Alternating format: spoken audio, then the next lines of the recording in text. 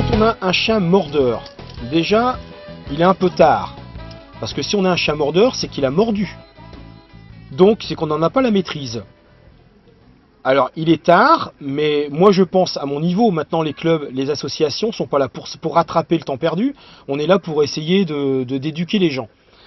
Maintenant, moi je m'orienterai plus vers un professionnel, je parle d'un chien mordeur, je m'orienterai vers un professionnel de telle façon à ce que ce chien ne morde plus définitivement, en gros, ou qu'on en ait la maîtrise. Moi, si on m'amène un chien mordeur, je demande à la personne, je pose la première question. Est-ce que vous voulez garder votre chien? Si elle me dit oui, j'aime mon chien, je veux le garder. Dans ce cas-là, je mettrai tout en œuvre pour que cette personne garde son chien. Dans le dressage, dans l'animal, on peut aller très très loin. C'est dommage de le dire, mais on peut aller très très loin, même dans la violence. Parce que comme c'est un chien violent, bah, il faut être violent avec lui. Donc il faut lui expliquer. Alors maintenant, si on a un chien qui est de type mordeur, comme du premier, deuxième groupe, mais qu'on l'a acquis jeune, mais qui n'a jamais mordu, la solution c'est de lui apprendre à mordre, de telle façon à ce que ce chien... Maintenant, si le chien ne mord pas, j'insisterai pas.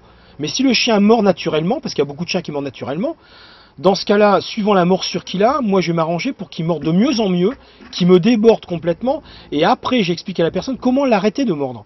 De telle façon à ce que le jour où le chien se mette en colère, la personne puisse le maîtriser. Voilà. Donc on lui met une peur et on lui explique, on explique au maître comment mettre la peur à son chien pour qu'il puisse le maîtriser. Vous voyez ce que je veux dire? Donc ça c'est important. C'est peut-être pas facile d'expliquer qu'il faut me faire mordre un chien pour l'empêcher de mordre, mais c'est la meilleure solution. Pour moi c'est la meilleure solution. Tout comme moi, si vous voulez, quand j'ai des clients qui viennent me voir qui me disent j'ai un chien aboyeur, bah, je lui dis, bah, écoutez, il faut lui apprendre à aboyer pour lui apprendre à ne plus aboyer. Donc on apprend au chien à aboyer sur ordre, donc le chien sait pourquoi il aboie, parce qu'on lui demande d'aboyer, et une fois que le chien a aboyé, après on lui demande de se taire.